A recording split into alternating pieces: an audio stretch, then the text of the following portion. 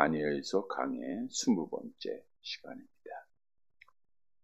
봉독해 드린 본문의 말씀을 가지고 행한 대로 갚으시는 여호와, 이런 제목으로 은혜를 나누도록 하겠습니다. 우리가 잘 아는 하나님의 속성에는 서로 상반된 속성이 하나 있는데 사랑과 공의입니다. 사랑과 공의라. 민수기 4장 18절 말씀이 사랑과 공의를 함께 증언해 주고 있는데 한번 같이 보도록 합니다. 여호와는 노하기를 더디하시고 인자가 많아 죄악과 허물을 사하시나 형벌 받을 자는 결단코 사하지 아니하시고 아버지의 죄악을 자식에게 갚아 3, 4대까지 이르게 하리라 하셨느니라. 앞에 부분에 있는 말씀은 여호와의 사랑에 대한 증거죠. 노하기를 더디하신다. 인자가 많으시다. 죄악과 허물을 사하신다. 본래 모든 사람은 아담 안에서 죄인이요 사망에 이른 자들이죠. 즉 죄의 싹스에 의하여 죽어야 하는데 하나님께서는 사랑으로 창세전에 하나님의 자녀를 택하십니다. 사랑으로 독생자 예수님을 보내주시고 사랑으로 우리의 죄악과 허물을 다 사해 주셨죠. 그래서 성경은 하나님께서 사랑으로 독생자를 화목제물로 보내셨다라고 말씀하고 있는데 요한복음 15장에 보면 친구를 위하여 자기의 목숨을 버리는 것이 가장 큰 사랑이다. 하나님 아버지께서 우리에게 베푸신 사랑은 가장 큰 사랑이겠죠. 우리 요한일서 4장 10절 함께 봅니다. 사랑은 여기 있으니 우리가 하나님을 사랑한 것이 아니요 하나님이 우리를 사랑하사 우리 죄를 속하기 위하여 화목제물로 그 아들을 보내셨음이니라. 화목제물로 그 아들을 보내셨다. 그래서 우리가 구원받은 것은 전적인 하나님의 사랑인 줄 믿으시기를 바랍니다. 뿐만 아니라 육신의 삶 속에서도 하나님의 사랑이 없으면 살아갈 수가 없어요. 하루에 삶을 살아가는 것, 길을 걷고 운전을 하고 사람을 만나고 모든 것이 하나님의 은혜입니다. 그래서 믿는 성도들은 눈을 뜰 때마다 하나님의 은혜를 깨닫게 되고 눈을 감을 때마다 하나님의 은혜를 감사하고 있죠. 왜냐하면 모든 것이 하나님의 사랑 안에 거하고 있는 것을 알기 때문입니다. 또한 하나님의 성품 중 공의라고 하는 속성이 있습니다. 공의의 속성은 선악을 공평하게 판단하시는 하나님의 심판을 말하고 있는데 하나님의 공의는 정확합니다. 좋은 변호사에 의해서 뇌물에 의해서 굽어지는 것이 아니라 하나님의 심판은 100% 완전합니다. 앞에서 읽은 성경 말씀에 보면 민수기 14장 하반절에 형벌 받을 자는 결단코 사지 아니하신다. 공의의 심판을 말하고 있죠. 아버지의 죄악을 자식에게 갚아 3, 4대까지 이르게 하리라.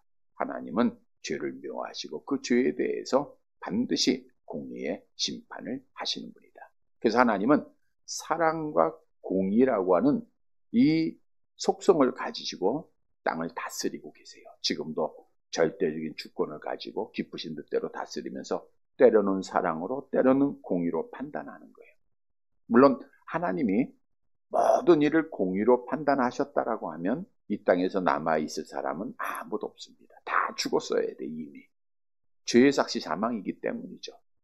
또한 하나님이 사랑으로만 다스렸다라고 하면 이 땅에서 하나님을 무서워하고 하나님 앞에 예배드릴 자가 한 사람도 없습니다. 마치 우리가 자녀들에게 사랑으로만 키우면 어른들도 몰라보고 부모도 몰라보듯이 아마 하나님이 우리에게 사랑으로만 했다고 하면 절대로 하나님 두려워하지 않을 거예요. 근데 성경은 하나님은 때로는 공의로 때로는 사랑으로 완전하게 다스리십니다. 우리가 죄악이 광야였던 노아 시대 때는 홍수로 심판하면서 하나님의 심판을 공의를 완전히 증거하셨죠. 또 소돔과 고모라 성이 동성애에 타락한 도시가 됐을 때 하나님이 유황불로 공의로 심판하셨음을 성경은 증언하고 있죠. 우리 사람의 행위에 대해서도 하나님은 이렇게 갚아주시죠. 시편 62편 12절입니다. 함께 봅니다. 주여 인자함은 주께 속하오니 주께서 각 사람이 행한 대로 갚으심이니이다. 하나님이 행한 대로 갚는다. 행한 대로 갚으시는 여호와 하나님이세요. 물론 행한 대로 갚는다고는 이 말씀에 우리의 행위를 접해보면 우리는 살 자가 없어요. 그러니까 하나님의 사랑으로 때로는 용서해주고 하나님이 안아주시고 하나님이 채워주시고 또 공의로 하나님이 심판하는 거예요. 자, 여기서 우리가 알아야 될 사항은 하나님을 알지 못하는 자들은 하나님의 사랑이나 하나님의 공의를 깨달아요? 못 깨달아요? 못 깨닫죠. 그래서 일이 잘 되고 형통하면 자기가 잘나서 잘 된 줄 알아요. 그러니까 영광을 누가 받아요? 자기가 받는 거예요. 하나님이 없으니까. 또 일이 안 되고 실패하면 그냥 재수가 없다고 생각하고 또 우연이라고 생각하고 이들은 하나님 없이 멸망받을 자들이기 때문에 생각하고 결정하고 판단을 합니다. 그러나 하나님을 아는 자들, 우리가 지난 시간에도 하나님 아는 자에서 여러 번 말씀을 드렸는데 하나님을 아는 지식이 회복됐잖아요. 그러니까 우리는 하나님을 아는 자들은 하나님의 사랑과 공의를 반드시 같이 깨닫게 돼요. 그래서 하나님의 사랑을 깨달을 때는 뭐가 나와요? 감사가 나오고 찬양이 나오는 거예요. 하나님 앞에 참 예배가 나오는 겁니다. 또 하나님의 공의를 깨닫게 되면 우리의 삶을 조심하게 돼 있어요. 예를 들어 보면 하나님의 성경에 하나님이 우리가 말을 할 때 심판하신다라고 말씀해야 안 해요?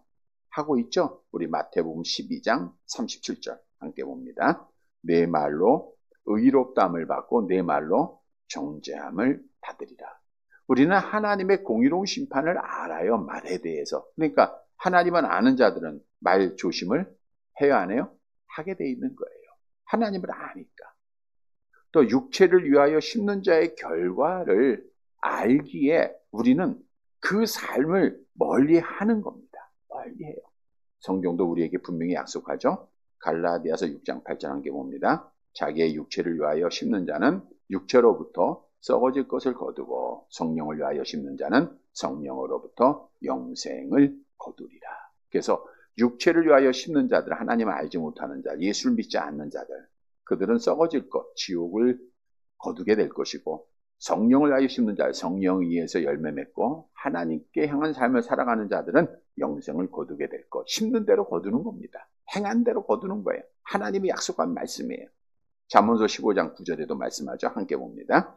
악인의 길은 여호와께서 미워하셔도 공의를 따라가는 자는 그가 사랑하시느니라. 오늘 본문의 말씀으로 가봅니다. 우리가 지난주에 느부갓네살 왕이 큰 나무로 비유가 됐죠. 작은 나무였지만 하나님이 크게 해서 하늘에 닿도록 높게 하셨다. 그리고 잎사귀가 푸르도록 하셨고 그래서 많은 사람이 그 안에서 안식을 누리고 그 열매를 먹게 하셨다. 이게 다 누가 하셨다 그랬어요? 하나님이 하셨다라는 거예요. 오늘 본문의 꿈의 해석을 통해서 보면 하나님의 공의와 하나님의 사랑이 이 느부갓네살 왕을 통해서 우리에게 증거되어지고 있어요.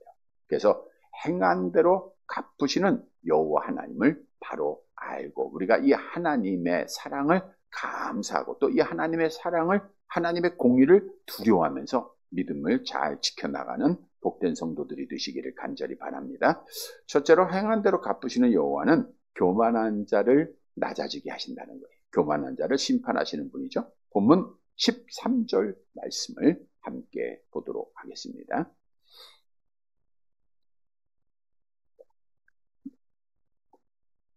같이 봅니다. 내가 침상에서 머릿속으로 받은 환상 가운데 또 본즉 한 순찰자, 한 거룩한 자가 하늘에서 내려왔는데 느부갓네살 왕의 꿈이 계속 이어지고 있는 겁니다. 침상에서 꿈을 꾸었는데 하늘까지 닿은 나무를 보고 그 이후에 한 순찰자가 등장하래요. 한 순찰자. 순찰자는 순찰을 도는 사람이니까 잠을 안 자고 깨어 있는 자 이런 뜻인데 이러한 표현은 잠을 자지 않고 항상 깨어서 인간 세상을 쳐다보고 있는 주목하고 있는 천사를 지칭하는 단어입니다. 그래서 70인역 히브리 성경을 헬라어로 번역할 때 이 단어를 천사로 번역을 했어요. 한 천사가 이렇게 번역을 한 것을 알 수가 있죠. 또 이 순찰자를 어떻게 표현하느냐? 한 거룩한 자다. 거룩한 자는 구별함을 받은 자, 그러니까 사람과 같지 않다는 거예요. 사람과는 구별된 자였다.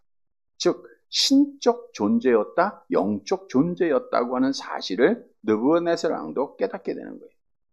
계속된 말씀에 보면 이 존재, 즉 순찰자, 거룩한 자는 어디에서 내려왔어요? 하늘에서 내려왔다. 당시에 많은 사람들은 하늘이 누가 거하는 곳이에요? 신이 거하는. 물론 다신론의 개념이지만 우리 기독교적 입장에서 보면 하늘은 여호와 하나님이 계시는 곳. 즉 하늘에서 순찰자가 내려왔다는 것은 하나님께서 보내셨다는 거예요. 느부갓네살 왕이 꾸고 있는 꿈은 하나님이 보여주시는 계시였다. 앞으로 되어질 일을 말하고 있는 것이다 라는 것을 알 수가 있죠. 자, 그러면 한 순찰자 거룩한 자가 왕성한 정말 하늘에 닿을 정도로 높아진 그 나무를 어떻게 했는가? 본문 14절 말씀 봅니다. 같이 봅니다. 그가 소리질러 이처럼 이르기를 그 나무를 베고 그 가지를 자르고 그 잎사귀를 떨고 그 열매를 해치고 짐승들을 그 아래에서 떠나게 하고 새들은 그 가지에서 쫓아내라. 그가 소리를 질렀다. 하늘에서 내려온 한 순찰자 거룩한 자가 소리를 지르는데 원문에 보니까 한 번도 듣지 못한 우렁찬 소리입니다. 그러니까 왕이 큰 소리가 나니까 두려워할 거 아니에요. 어느 누구도 왕 앞에서 큰 소리를 내지 못할 거 아닙니까? 한 번도 들어보지 못한 큰 소리가 나는 거예요. 그리고 그 순찰자가, 거룩한 자가 어떻게 해요? 나무를 팹니다. 여기서 뱉다고 하는 것은 도끼 같은 도구를 사용해서 나무를 찍어버렸다는 거예요. 자, 우리가 지금이야 전자톱으로 아무리 큰 나무를 할지라도 아래를 이렇게 베는 것을 보죠. 도끼로 옛날 찍어요. 찍으면 어떻게 해요? 나무는 넘어지게 돼 있어요. 나무는 반드시 넘어지게 되는 거예요. 그렇게 해서 나무를 찍어서 나무를 넘어뜨린다는 거예요. 또 그 가지를 자르고 잎사귀를 떱니다. 여기서 떤다고 하는 것은, 떨고라는 것은 세차게 흔들어서 붙어있는 모든 잎사귀를 다 떨어버린다는 거예요. 자, 앞에서 나뭇가지가 무성하게 달려있다 그랬죠. 그래서 나뭇가지 아래서 생명 있는 자들이 안식을 취한다 그랬는데 이 잎사귀를 전부 다 떨어버리는 거예요. 그리고 그 열매를 해쳤다. 여기서 해쳤다라는 것은 모든 사방의 열매를 다 뿌려버렸다는 거예요. 그 나무에서 하나의 열매도 남지 않게 하셨다라는 건데, 지난주에는 그 열매를 통해서 모든 사람이 다 먹었잖아요. 근데 모든 사람이 이제 먹을 수 없게 된 것이죠. 그리고 짐승들을 그 아래에서 떠나게 했다. 떠나게 했다는 것은 나무의 그늘 아래에서 쉼을 누리던 짐승들, 또 무성한 가지의 열매를 먹고 있던 생명에 있는 모든 자들이 다 떠나버리게 됐다는 거예요. 순찰자는 나무를 베고 그 나무를 의지해서 살고 있던 모든 자들, 생명체들을 내쫓았다라는 것을 말하고 있죠. 자, 나무를 베었다. 또 잎사귀를 다 떨어버렸다. 열매를 다 흩어지게 했다. 모든 사람이 떠났다. 모든 짐승이 떠났다는 것은 느부갓네살의 왕의 권위가 땅에 떨어졌다라는 것을 말하고 있는 거예요. 여러분, 왜 그렇게 하늘처럼 높아졌던 그 나무가 찍혔습니까? 세계를 다스리고 정복하고 그렇게 권세를 가졌던 느부갓네살 왕의 나무가 왜 이렇게 낮아지게 됐는가? 그것은 그의 교만한 때문입니다. 지난주에도 말씀드린 대로 하나님께서 느부갓네살 왕의 은혜를 준 거예요. 사랑. 그러니까 특별한 사랑은 택함받은 자들에게 주신 것이고, 느부갓네살이 준 사랑은 특별한 사랑은 아니지만 하나님의 사랑으로 그가 높아지고 커지고 열매 맺었던 거예요. 그런데 느부갓네살 왕은 스스로 자기가 잘난 것으로 생각한 거예요. 스스로 높아진 거예요. 그 스스로 영광을 받는 거예요. 우리가 앞장에서 말씀드린 대로, 그래서 느부갓네살 왕은 마지막에 어때요? 자기를 위해서 금신상까지 만들지 않았습니까? 얼마나 자기를 높였어요. 그 결과 하나님 앞에 심판을 받아서, 여기에는 공의가 나타나죠. 공의의 심판으로 교만한 자를 낮아지게 하셨다는 거예요. 그래서 오늘 본문이 우리에게 주는 교훈은 행한 대로 갚으시는 여호와는 교만한 자, 스스로 높아지는 자를 반드시 낮아지게 하신다는 거예요. 교만한 자를 반드시 심판한다는 거예요. 우리가 잘 아는 말씀이 있죠. 하나님을 찬송하도록 지으심을 받았던 천사들도, 그러니까 천사가 해야 할 일은 뭐예요? 하나님 찬양하고 하나님 높이면 돼요. 그런데 교만해져서 하나님의 자리를 차지하려고 했던 거예요. 우리 이사야서 14장에 잘 나와 있죠. 우리 한번 같이 볼게요. 14장 12절에서 14절 같이 봅니다. 너 아침의 아들 계명성이여, 어찌 그리 하늘에서 떨어졌으며 너 열국을 엎은 자여, 어찌 그리 땅에 지켰는고. 내가 내 마음에 이르기를 내가 하늘에 올라 하나님의 뭇별 위에 내 자리를 높이리라. 내가 북극 지폐의 산 위에 앉으리라. 가장 높은 구름에 올라가 지극히 높은 이와 같이 같아지리라 하는도다. 가장 높은 구름 위에 올라가, 가장 높은 하늘에 올라가. 오늘 본문의 느부갓네살왕이 교만에 하늘에 닿았던 것처럼 천사들도 하나님을 찬양하던 자리에서 이제 영광을 받으려고 하는 자리에 그들이 스스로 올라간 거예요. 그때 하나님께서 천사가 교만해져서 높아지려 할 때 어떻게 하셨죠? 이사야서 14장 15절 함께 봅니다. 그러나 이제 네가 스월 곧 구덩이 맨 밑에 떨어짐을 당하리로다. 교만했던 자는 떨어지게 돼 있는 거예요. 첫사람 아담이 내가 선악을 알게 하는 나무의 열매를 먹으면 선악을 분별하는 하나님처럼 된다라는 교만함 때문에 그가 선악과를 먹어요. 그 결과 하나님 앞에 버림을 받습니다. 사망을 가져왔고 죄를 가져온 거예요. 하늘 높은 곳에서 이 땅으로 떨어지고 말았어요. 헤롯 왕 교만함으로 하나님 앞에 죽임을 당했고요. 또 바로 왕은 교만하다가 모세를 통해서 그가 심판을 받게 되죠. 여러분, 하나님은 교만한 자를 다 물리치십니다.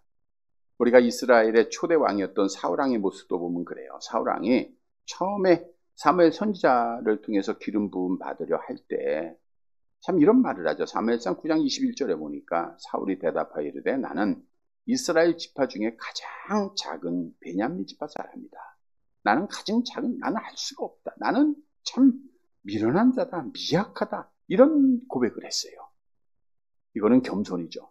하나님은 이렇게 겸손한 자를 높이셔서 왕이 되게 하세요. 근데 왕이 된 후에는 교만이 싹 드는 거예요. 여러분, 우리도 마찬가지예요. 처음 신앙 갖는 사람은 절대 교만하지 않습니다. 오래 신앙생활 하다 보면 교만해지는 거예요. 아, 내가 몇 년 동안 신앙생활 했는데 이렇게 교만해져요. 내가 직분 얻었는데 교만해집니다.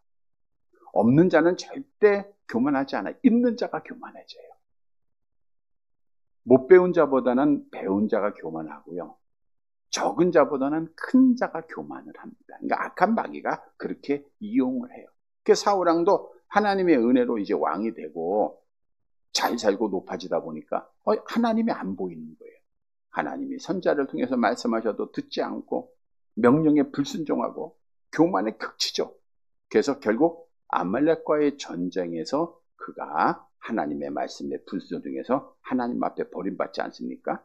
왕이 여호와의 말씀을 버렸으므로 여호와께서도 왕을 버렸다라고 성경은 우리에게 증언하고 있어요. 그 성경도 교만한 자에게 하나님의 공의의 심판이 있을 것을 말씀해주고 있죠. 함께 봅니다. 이사야서 2장 11절. 그 날에 눈이 높은 자가 낮아지며 교만한 자가 굴복되고 여호와께서 홀로 높임을 받으시리로다. 그래서 교만한 자는 하나님 앞에 심판을 받습니다. 잠언서 16장 18절 암송해 볼까요? 교만은 패망의 선봉이요 거만한 마음은 넘어집의 앞자리이라. 그래서 우리는 하나님의 공의는 누구에게 나타나요? 교만한 자에게 나타나요. 느부갓네살. 그러면 하나님의 사랑과 은혜는 누구에게 나타날까요? 반대로 겸손한 자에게 나타나는 거예요. 그래서 하나님의 은혜를 받는 자는 겸손해야 됩니다. 하나님이 그냥 교만한 자는 물리치고 겸손한 자에게는 은혜를 주신다. 그러니까 하나님의 은혜, 사랑을 받을 자들은 겸손해야 돼요. 날마다 낮아져야 돼요. 자기를 버려야 돼요. 포기해야 돼요. 그러면 하나님의 사랑과 은혜가 나타나는 거예요. 우리가 겸손하기 위해서는 잘 아시는 대로 예수님의 마음을 품으라라고 성경은 증언하고 있죠. 빌립보서 2장 5절 함께 봅니다. 너희 안에 이 마음을 품으라. 곧 그리스도 예수의 마음이니. 우리 안에 예수님만 계시면 겸손해집니다.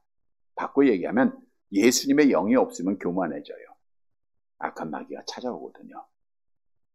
예수님의 영이 계시면 우리는 겸손해집니다. 우리가 주님 앞에 자랑할 게 어디 있어요?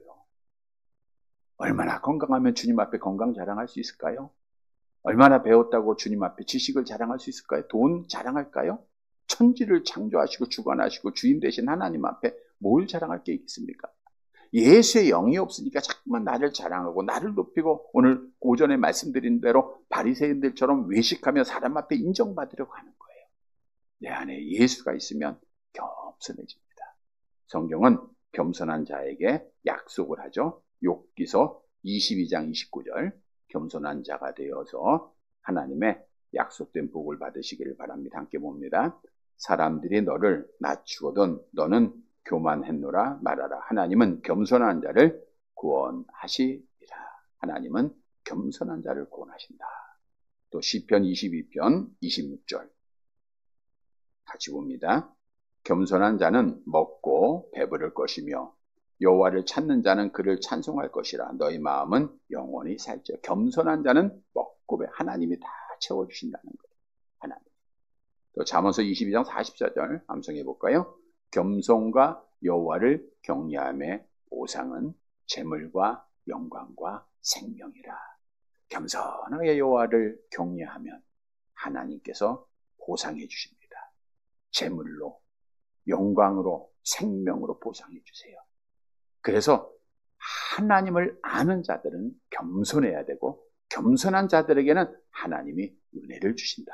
사랑을 주신다라는 걸 알아야 돼요. 성도 여러분, 하나님은 공의와 사랑으로 이 땅을 다스려요. 교만한 자들에게는 공의로 심판하시고 낮아지게 하십니다. 오늘 느부갓네살랑 보세요. 얼마나 낮아졌는가. 그러나 하나님은 겸손한 자에게는 계속 그 은혜를 주신다. 그래서 우리 안에 늘 예수의 영을 모시고 겸손하게 여호와를 경외함으로 약속하신 복을 받는 사랑하는 성도들이 되시기를 간절히 바랍니다. 두 번째로 행한 대로 갚으시는 여호와 하나님은 회개하고 돌아올 기회를 주신다는 거예요. 이건 사랑이죠. 그러니까 하나님의 사랑은 모든 사람에게 다 있어요. 그러니까 일반적인 사랑은 모든 사람이 다 받는 것이고 특별한 사랑은 구원받는 자에게만 주시는 건데 지금 느부갓네살에게 주시는 이 사랑은 일반적인 사랑입니다. 그에게 구원의 은혜를 주는 건 아니에요.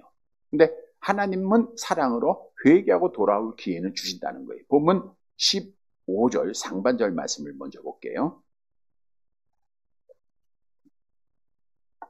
같이 봅니다. 그러나 그 뿌리의 그루터기를 땅에 남겨두고 새와 노줄로 동이고 그것을 들풀 가운데 두어라. 자, 순찰자, 한 거룩한 자가 와서 큰 소리로 그 나무를 어떻게 했어요? 도끼로 베어버렸어요. 베어버렸는데 뿌리채 다 뽑아버린 게 아니더라고요. 잘 보세요. 그러나 그 뿌리의 구루터기를 땅에 남겨두라. 그러니까 느부갓네살을 그 상징하는 것이 나무라 그랬잖아요.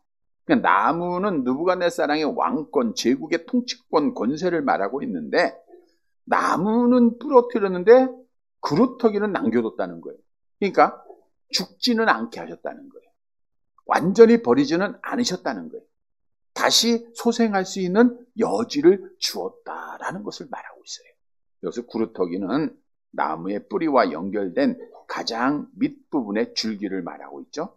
나무의 줄기가 배임을 당하기는 하지만 뿌리와 밑동은 멸절당하지 않고 여전히 남겨지는 게 다시 이제 싹이 트고 자라날 수 있는 그러한 소망을 그에게 주었다는 거예요. 또한 새와 노줄로 동였다라는 건데 구루터기를 꽉 묶습니다.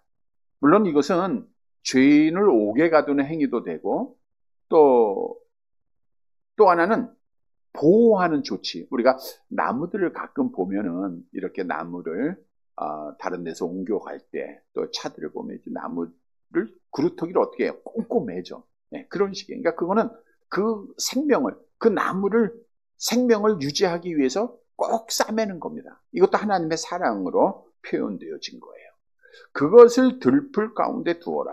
그루터기가 사람의 관리하지 않는 상태에 놓여져 그 주변에 들풀이 돋아날 것을 말하고 있어요. 자, 여기서 우리가 생각해야 하고 묵상해야 될 말씀은, 자, 하나님은 공의로 심판하세요.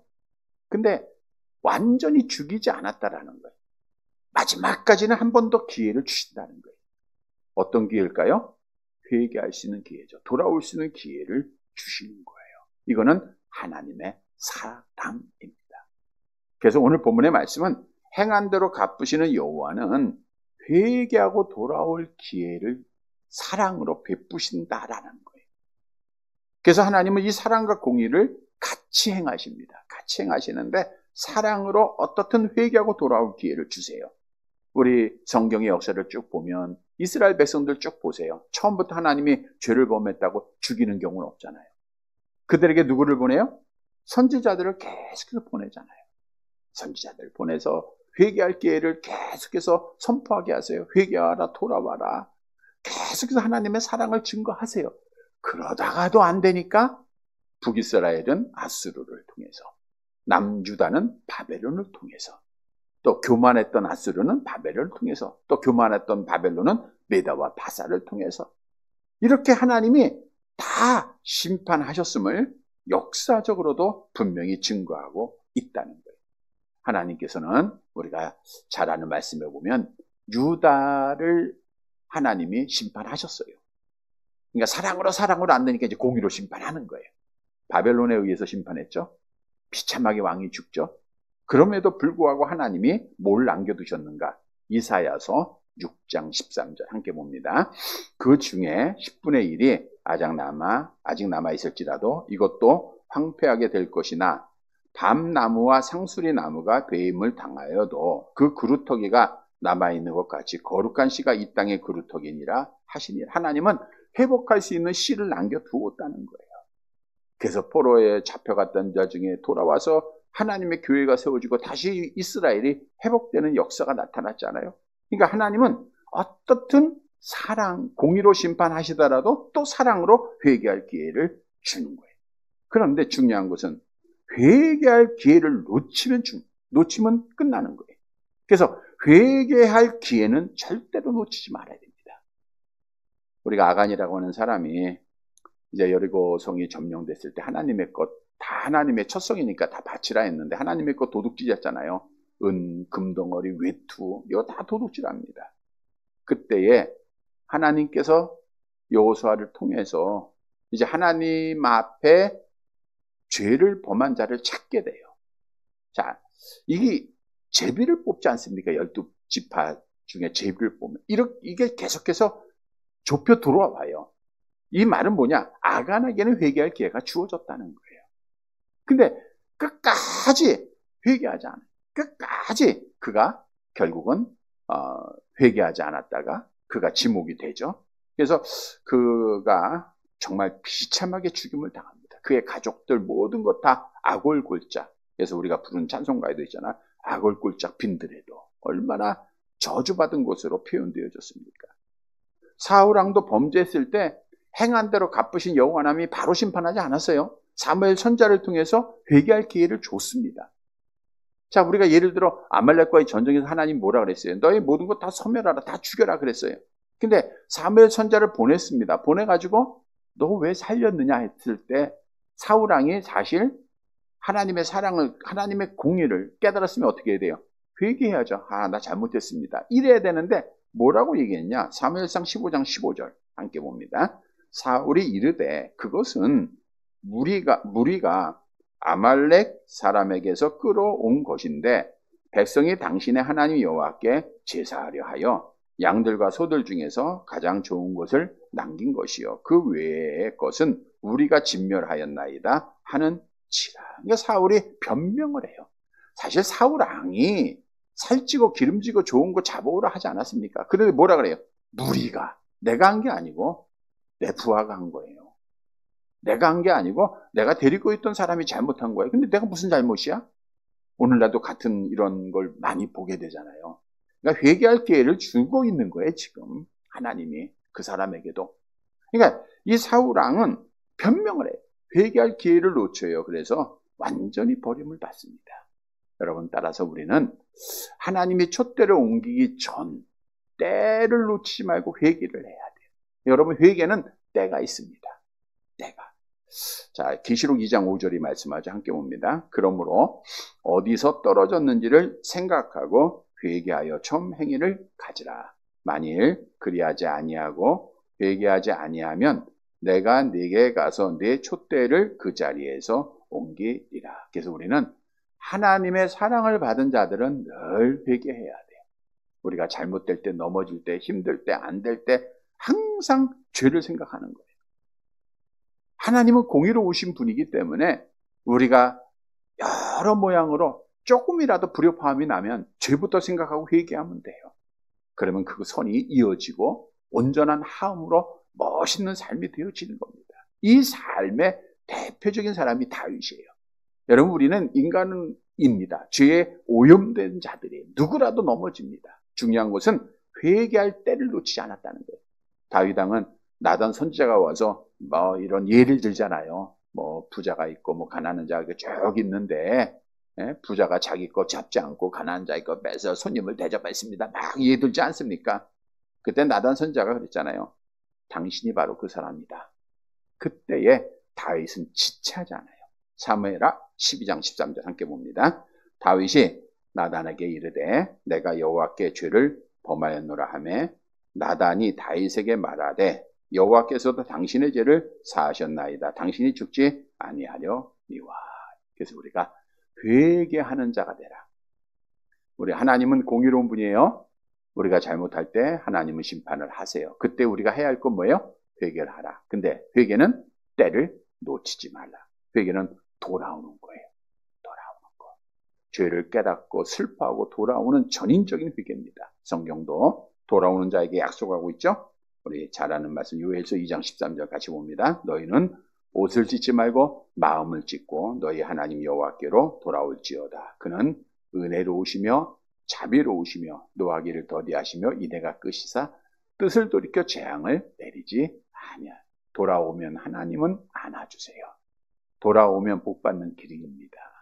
그래서 하나님의 공의와 하나님의 사랑을 믿는 하나님을 아는 자들은 날마다 회개하는 자들이에요. 회개하는 성도 여러분, 떼놓치지 말고 회개해서 하나님의 사랑을 받는 성도들이 되시기를 간절히 바랍니다.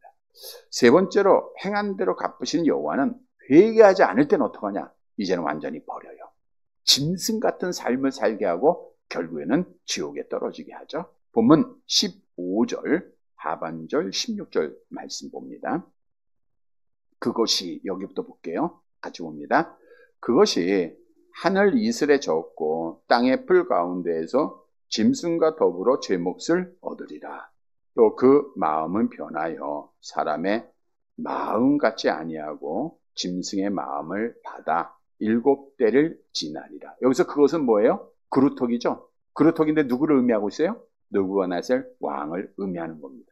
그러니까 느부갓네살 왕이 이제는 하늘 이슬에 젖는다. 이 말은 뭐예요? 이슬을 먹고 살아야 돼요. 이슬에 젖는다는 것은 이제 광야에 버려지게 된다는 거죠. 그러니까 이슬을 맞는다, 그런 뜻이겠죠. 들녘에 이제 집도 없이 그 이슬을 맞는다는 거예요. 들의 짐승들처럼 살게 된다, 그 뜻이죠. 여기서 젖는다는 것은 상당히 많은 이슬에 의해서 완전히 젖어서 비참하게 산다는 것이고, 제 몫을 얻으리라 이 말은 그의 풍긴 몫을 취하다. 그러니까 행한 대로 회개할 기회 놓쳤고 교만했고, 그래서 그가 그 몫을 행한 대로 갚으시는 여호와 하나님 앞에 심판을 받는다, 공의로운 심판을 받는다라는 뜻이죠. 또 그 마음은 변하여, 여기서 중요한 말씀이에요. 그 마음은 변하여 사람의 마음 같지 아니하고 짐승의 마음을 받아. 이 말은 뭘 의미하냐면 왕궁에서 들로 쫓겨난 느부갓네살 왕이 마음이 변했어요. 병이 든 겁니다. 사람 마음 같지 않고 짐승 마음 같다. 이것은 정신찰랑증을 의미하고 있는 거예요. 그러니까 정신찰랑증을 일으켜서 짐승처럼 된다는 거예요. 마음이 변했다. 정신찬락을 가졌다는 것이죠. 그래서 어떤 계기를 통해 정신질환을 일으켰는지 알 수는 없으나 분명한 것은 그가 인간처럼 행동하지 않고 짐승처럼 행동하게 됐다는 거예요. 그래서 늑대 인간 이런 거 들어봤죠? 늑대처럼 생활하는 그렇게 느부갓네살 왕을 말하고 있는 겁니다. 또 7대를 지내리라라는 것은 7대, 이것은 뭐 여러 해석이 있지만 대체적으로 7년을 말하고 있어요. 그래서 이 약속의 말씀이 이제 바벨론의 역사를 보면 주전 571년에 왕궁에서 쫓겨납니다. 7년 동안 짐승처럼 진짜로 살아요. 정신병이 걸려서. 그러다가 564년에 왕궁으로 돌아와서 1년 통치하다가 이제 비참하게 죽음을 당합니다.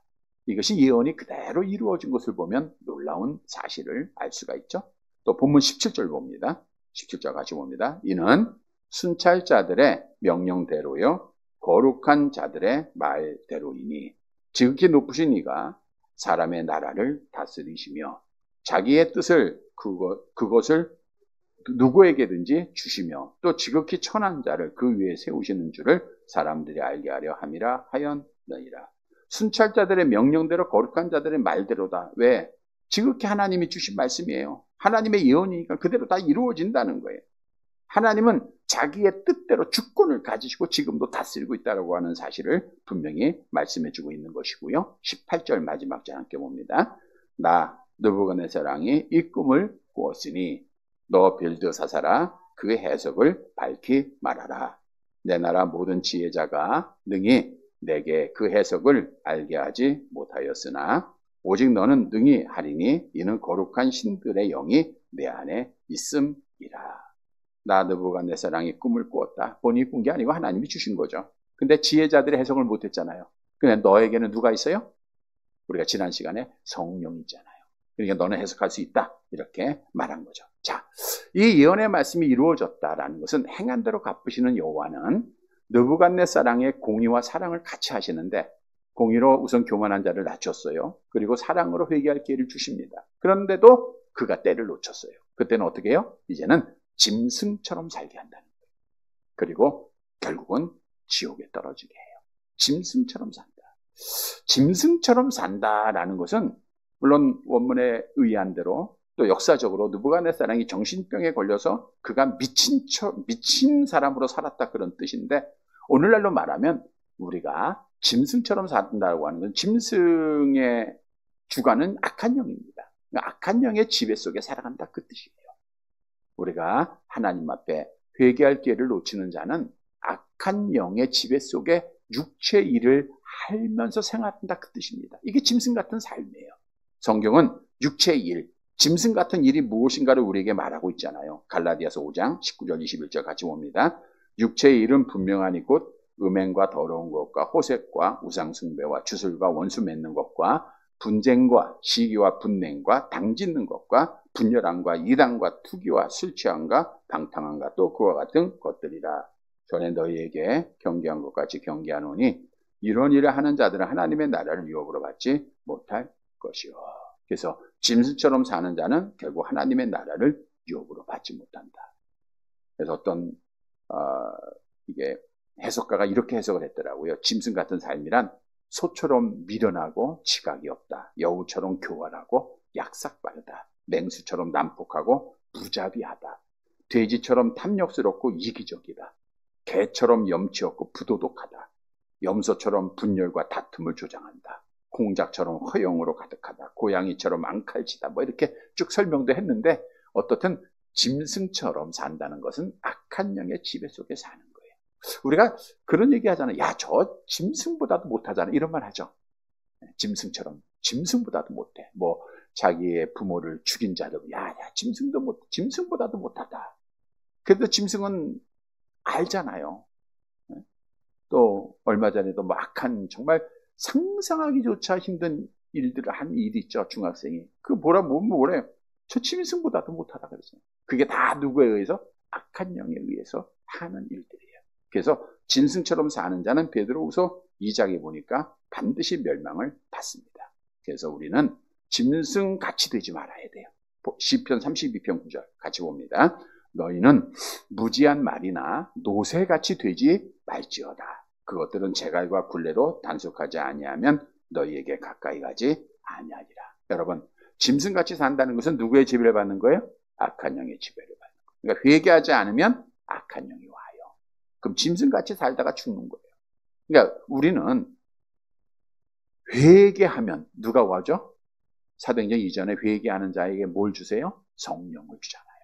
그러니까 회개하면 성령이 와서 성령의 지배 속에 하나님의 뜻대로 사는 자가 돼요. 그것이 하나님 앞에 복받는 길이죠. 성령의 열매 맺게 되고 이러한 삶을 살아가시기를 바랍니다. 말씀을 정리해드립니다. 여러분, 하나님은 공의의 하나님, 사랑의 하나님이신데 행한 대로 갚아주시는 분입니다. 오늘 본문으로 가보면 느부갓네살의 그 나무 얼마나 멋있습니까? 얼마나 높았습니까? 웅장합니까? 어느 누구도 그 나무가 뽑힐 것이라고 그 나무가 잘라질 것이라고 어느 누구도 생각하지 않았어요. 근데 여호와 하나님은 모든 일을 행하세요. 그래서 하나님은 행한 대로 갚으시는 분인데, 성도 여러분, 먼저는 교만한 자는 반드시 공의로 심판하셔서 낮아지게 하신다. 그래서 하나님의 은혜를 계속 받을 자는 뭐 해야 된다? 겸손해야 된다. 하나님은 사랑이기 때문에 완전히 처음부터 죽이지 않고 회개할 기회를 주신다. 회개할 기회. 그래서 하나님의 사랑을 받는 자들은 회개하는 자가 되어야 된다. 근데 회개도 하지 않고 때를 놓치면 결국 짐승처럼 살게 하고 지옥에 떨어지게 하신다. 그래서 우리는 회개하고 성령의 사람으로 살아가다가 하나님 앞에 복받는 자가 되어야 된다는 거예요. 사랑하는 성도 여러분, 행한 대로 갚으시는 여호와 하나님, 공의와 사랑, 우리는 늘 같이 깨닫고 하나님의 사랑에 늘 감격하고 늘 감사하고 늘 찬양하고 하나님의 공의에 회개하고 돌아와서 떼놓지 말고 하나님의 은혜 속에 살아가는, 그래서 하나님 앞에 영광을 돌리는 사랑하는 성도들이 되시기를 주님의 이름으로 간절히 바랍니다.